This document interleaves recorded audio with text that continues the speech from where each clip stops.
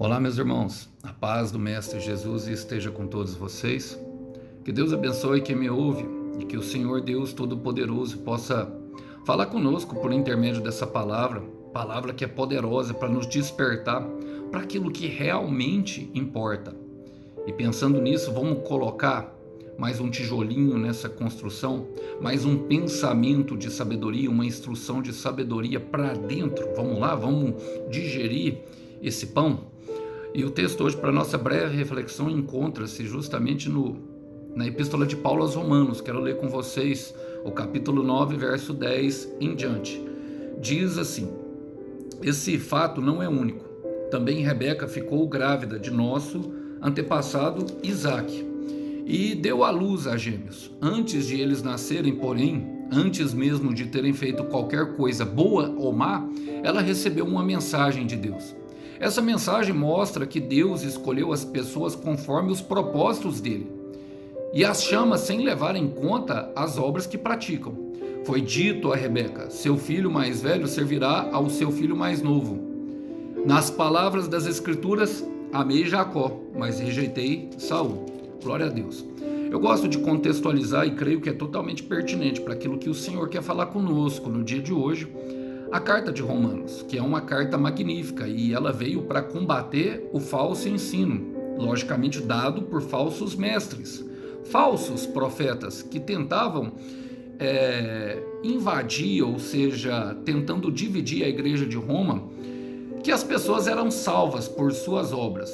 E algumas coisas que os israelitas acreditavam, e alguns entre a igreja, apesar de ser em Roma, eram israelitas, era justamente que o pai Abraão era o maior pai de todos.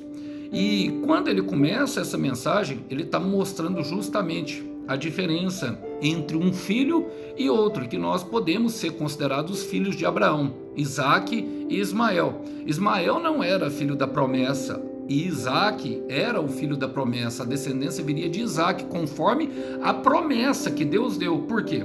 Porque o importante não era a quem estava sendo dado, e sim quem estava prometendo. Isaque é chamado filho da promessa, porque foi Deus que prometeu a uma mulher estéril e a um homem velho, contrariando assim todas as circunstâncias, contrariando assim todos os prognósticos. E se houvesse algum médico naquele tempo, com certeza prognósticos médicos. E pensando nisso, vamos avançar nessa linha de pensamento para aquilo que o Senhor quer falar conosco no dia de hoje. A palavra começa falando assim no versículo 10: esse fato não é único. Também Rebeca ficou grávida de nosso antepassado Isaque e deu à luz a gêmeos. Eu gosto dessa expressão, irmão. Esse fato não é único. Por quê, irmão? A história se repete. Muitas vezes nós vemos ela repetindo dentro da nossa própria casa. Muitas vezes vemos ela repetindo com pessoas que nós conhecemos. Mudamos de CEP, mudamos de endereço, mudamos de telefone, mas os problemas continuam os mesmos. Por que a história se repete, irmão? Porque se trata justamente de nós e da nossa incredulidade. É necessário que o Senhor intervenha na história para que haja, de fato, uma mudança, uma alteração naquilo que está acontecendo. E ele trouxe justamente a história de Isaque, que era filho de Abraão. Porque Abraão teve 2 filhos também. E um filho foi um da promessa, que foi a descendência que gerou. E o outro não, Esaú e Jacó. Esaú, apesar de ser o filho mais velho e teoricamente pelo costume, pela lei, por tudo aquilo que se dizia, era ele que deveria herdar as promessas, mas Deus quebrou o protocolo quando chegou a vez de Jacó. Ele mesmo decidiu que era Jacó a quem seguiria a linhagem. E Deus conhece, irmão, todo mundo, Deus sabe, porque é Deus quem nos cria, Ele conhece os nossos corações. Então, quando a história se repete, ela tem um propósito. O quê? Ensino. Eu quero repetir. A história se repete, mas ela tem um propósito. Ensino.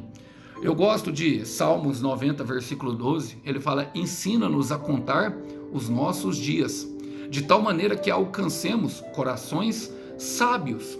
Eu quero ler na versão viva, que mostra um pouco do que o salmista está tentando dizer. Ele fala: ensina-nos a contar os nossos dias e usar bem o nosso pouco tempo, para que o nosso coração alcance a sua sabedoria. O propósito que nós estamos aqui, irmão, nessa terra, é justamente alcançar a sabedoria do Senhor. E quando nós olhamos para a história da igreja, olhamos para a história de Israel, a igreja é Israel de Deus. Vemos, por exemplo, Saul e Davi, um que foi rejeitado e o outro que é um homem segundo o coração de Deus. Vemos os filhos de Abraão, nós vemos justamente Isaac e Ismael. Ismael, filho da precipitação, Isaac, filho da promessa. Esaú e Jacó. Qual que é a diferença de Esaú e Jacó, visto que nós vamos trabalhar com ele?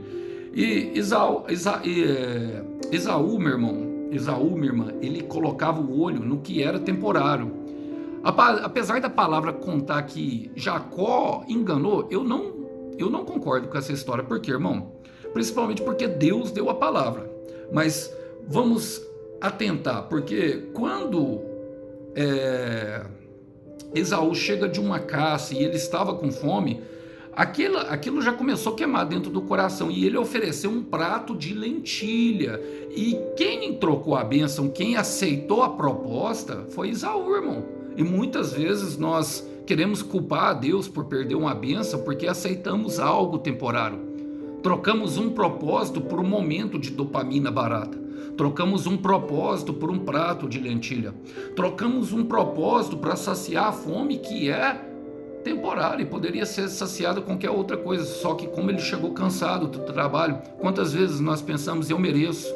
Quantas vezes nós pensamos, vamos adiante e vamos hoje encher a cara, travar, sabe? Vamos fazer aquilo que nós não fazemos há muito tempo. Hoje eu quero chutar o pau da barraca, hoje eu vou chutar esse balde, mas às vezes nós esquecemos que nós queremos beber a água que está dentro do balde. Irmão, isso acontece muito. Agora, quando o salmista fala, ensina-me a contar os meus dias, irmão, é para saber que tem um dia atrás do outro, e que a nossa história não vai terminar num prato de lentilha, e que a nossa história não vai terminar num momento de dopamina barata, mas nós podemos trazer destruição, e foi o que aconteceu. Ele perdeu a bênção por isso. Essa é a diferença. Jacó é o perseguidor da bênção, é um homem que lutou, que tinha um caráter sim difícil, e como quem não tinha? Abraão tinha. Nós vemos as histórias se repetindo, porque olha, o Jacó deita-se com as suas servas ali talvez não porque Deus mandou, mas com as suas servas porque a esposa falou, da mesma forma que Sara falou para Abraão. Nós vemos a Isaac querendo fugir para o Egito e mentindo sobre a sua esposa Rebeca, porque ela era muito bonita, para que o rei não viesse, por medo do rei. A mesma coisa que acontece com Abraão. Então a história se repete. Olha, e precisamos ficar ligados nessas repetições, principalmente dentro da nossa família, irmão, dentro da nossa casa. Olha, a palavra fala assim: antes de vocês nascerem, porém, antes de eles nascerem, porém, antes mesmo de eles terem feito qualquer coisa boa ou má, ela recebeu uma mensagem de Deus. Irmão, tudo aconteceu na história dela porque ela recebeu uma mensagem de Deus. Nós somos criados com um propósito divino. Nós somos criados por um fundamento. Antes de nós sermos criados, já havia uma palavra sobre nós. Eu quero repetir, antes de nós sermos criados, já havia uma palavra sobre nós. Você sabia disso? Que às vezes pessoas estavam conversando sobre você, sobre um propósito? Por exemplo, seu pai, sua mãe que orou pedindo um filho, talvez era estéril, como Sara. Olha só a conversa de Deus com Rebeca. Quero ler com vocês Gênesis 25, 22. Os filhos lutavam dentro do ventre dela, pelo que disse. Isso está falando de Esaú e de Jacó. Por que isso está acontecendo comigo? E foi consultar o Senhor. Isso é uma oração de Rebeca. E o Senhor respondeu: os filhos que estão no seu ventre formarão duas nações rivais. Um será mais forte do que a outra, e o mais velho servirá o mais novo, contrariando toda a lógica. Como eu amo o nosso Deus, irmão, contrariando tudo aquilo que seria os israelitas. E assim isso sucedeu. Mas eu quero me apegar justamente a essa parte, irmão, porque muitas vezes algumas coisas em nossa vida é fruto de oração de alguém que nós nem conhecemos, ou então talvez que nós nem existimos, já estavam conversando sobre nós. Então nós nascemos para quê, irmão? Para cumprir um propósito de Deus. E é o que a palavra fala, olha o que a palavra fala. Ela fala assim, ó, de Deus. Essa mensagem mostra que Deus escolhe as pessoas conforme os propósitos dele. E eu ousaria falar que nós somos formados por esse propósito, irmão. Porque Salmos, olha o que diz o Salmo 139, eu amo esse Salmo, o Salmo 139, o Salmo de Davi, no versículo, quero ler com vocês o 15 e 16, ele fala assim, ó, o Senhor conhecia perfeitamente cada osso do meu corpo, que estava sendo formado enquanto eu ainda estava no ventre da minha mãe. Como a semente cresce debaixo da terra. Antes mesmo de o meu corpo tomar forma humana, o Senhor já havia planejado todos os dias da minha vida. Cada um deles estava registrado no seu livro, antes de qualquer um deles existir. Então, quem é que conhece os nossos passos? Quem é que foi os seus passos no chão, enquanto você não sabia caminhar? Sabe? Agora, quem não sabe da onde vem, meu irmão, não sabe para onde vai. E por isso, nós precisamos, sabe, nós necessitamos do Senhor. Só que Ele é um gentleman, Ele nunca vai forçar, irmão. Por quê? Porque Ele é um Deus amoroso. Deus amoroso. Agora, eu amo essa expressão porque Ele fala assim, ó, essa mensagem mostra que Deus escolhe as pessoas conforme o propósito dEle. Então Deus tem um propósito comigo e com você, meu irmão. Deus tem um propósito comigo e com você, meu irmão. Agora precisamos entender que toda a palavra de Deus cumpre um propósito. Irmão Alisson, por que acontece de algumas pessoas ser má? O Paulo fala lá na frente que algumas pessoas foram escolhidas como vasos de desonra. E eu costumo falar que tem 3 tipos de pessoa: o pastor, o lobo e a ovelha. O pastor está tentando lutar pelas ovelhas, as 99, das 99 justas, uma se perdeu. O pastor de verdade está tentando ali resgatar, tirar da boca do lobo, tentando, até para, se preciso for, oferecer a própria vida. E o lobo é a pessoa má, é uma pessoa que foi criada sem a condição, sem a presença de Deus. Para quê, meu irmão? Para servir de exemplo. Olha, quando nós olhamos para Saul, olhamos para isso, para Saul, para Davi, para Esaú e para Jacó, para Isaac e para Ismael, olhamos para a igreja de Laodiceia e Filadélfia, olhamos para os 2 ladrões da cruz, nós sempre imaginamos que tem 2 caminhos. Então, o que nós vivemos desse mundo, irmãos, é justamente para que nós venhamos a pegar dos outros. Primeiro veio Saul e depois veio Davi.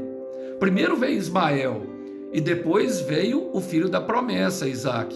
Primeiro veio Esaú e depois veio Jacó. Já pegou o que eu estou falando? Por quê, irmão? Isaías capítulo 55, versículo 11, diz que a palavra que sai da boca do Senhor não volta vazia, antes ela cumpre tudo o que lhe apraz e o seu propósito. É justamente para nós virmos dar valor a isso, irmão, valor à sua palavra. Todas as coisas no mundo são firmadas e sustentadas pela sua palavra, o Logos de Deus, o Rei dos Reis, o Senhor dos Senhores, o próprio Senhor Jesus. Então tudo que nós passamos antes é justamente para dar valor nessa palavra que está sobre o nosso coração. Somente quando nós nos alinhamos com a palavra de Deus é que encontramos a plenitude de vida. Por isso Jesus fala, eu vim para que tenhais vida, e vida em abundância. Olha, mas seguindo nessa mensagem, ele fala assim, cumprir os propósitos dele, e o chama sem levar em contas, versículo 12, as obras que praticam. E eu gosto dessa parte, porque, irmão, os patriarcas, eu contei para vocês, os ciclos repetitivos que eles vivenciaram dentro de sua própria família. Irmãos, eu estava meditando esses dias na história de Jacó, sobre ali a inveja das 2 esposas, Raquel e Lia, e uma colocando para deitar, Jacó deitando com uma, deitando com outra. Eu fiquei pensando naquilo, irmão. Aquela família devia ser uma briga lá dentro, porque nós fomos feitos para viver com uma mulher só. Deus não é, meu irmão, Deus não é bigâmico, Deus é monogâmico. Aquilo ali é uma obra da carne dos próprios patriarcas. O próprio caso de Abraão se deitando com a serva Agar. Então, o único que salva ali, parece, pelo que não se deitou e não traiu a esposa, é justamente Isaac. porque foi um casamento feito por Deus. Nós vemos a Eliezer na figura do Espírito Santo trazendo Rebeca do meio da sua parentela, ou seja, do meio do seu nicho, com a mesma visão, com o mesmo estilo de vida para se casar.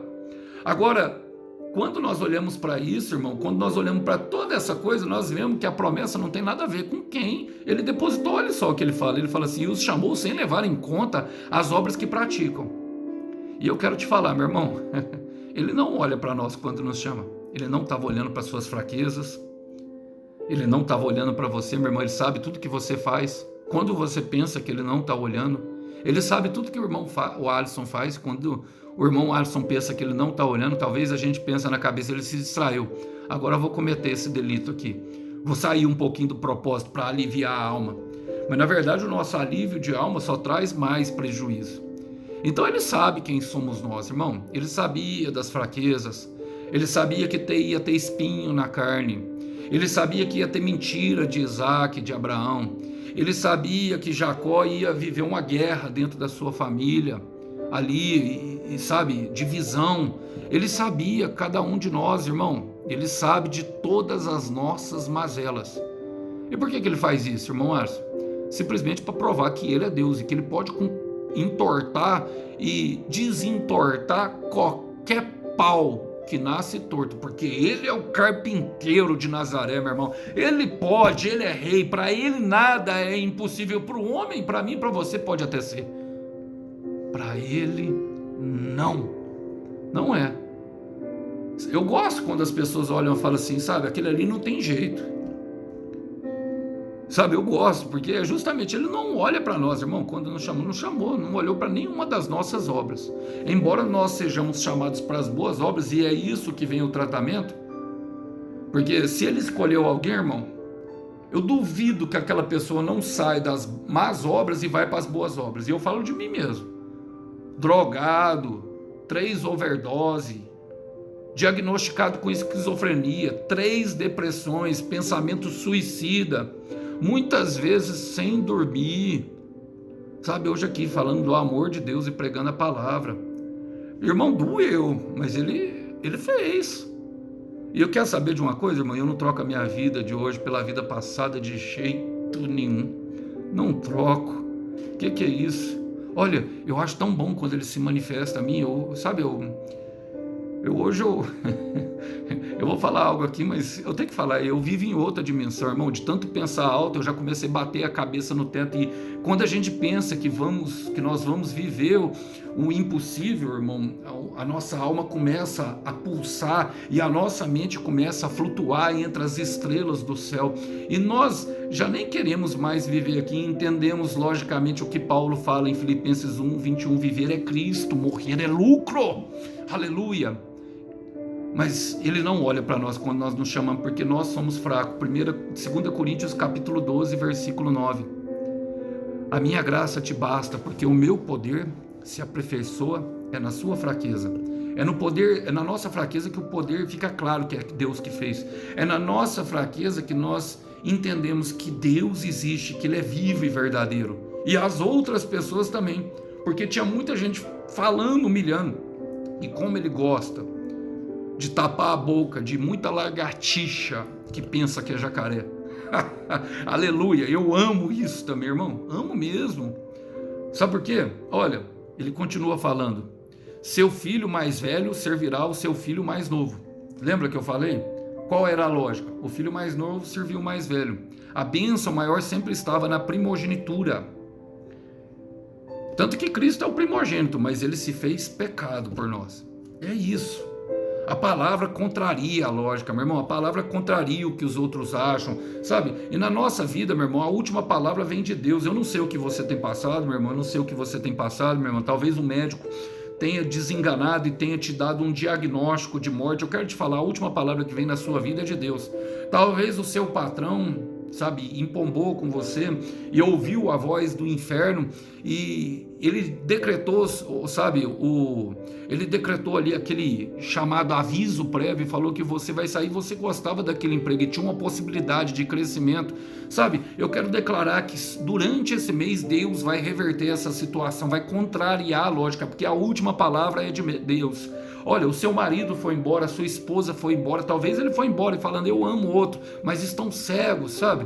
E você talvez espera por uma restauração. Eu quero declarar sobre a sua vida que a palavra contraria a lógica, porque Deus, 1 Coríntios capítulo 1, versículo 27, escolheu deliberadamente as coisas loucas do mundo para envergonhar das sábias, as que não são para envergonhar as que são. Então eu quero te dizer, eles vão voltar e vão pedir perdão, porque vão olhar para você, sabe, para você mulher, como uma rosa mais preciosa do jardim de Jesus. Vão olhar para você, varão, como um homem sábio, um guerreiro, lutador, que não abandona a família, porque você entendeu que ninguém é descartável para Deus. Então vão voltar. E olha, por quê? Porque você se resolveu manter fiel. E é justamente nas palavras das Escrituras, para partir para o final: amei a Jacó, mas rejeitei a Esaú.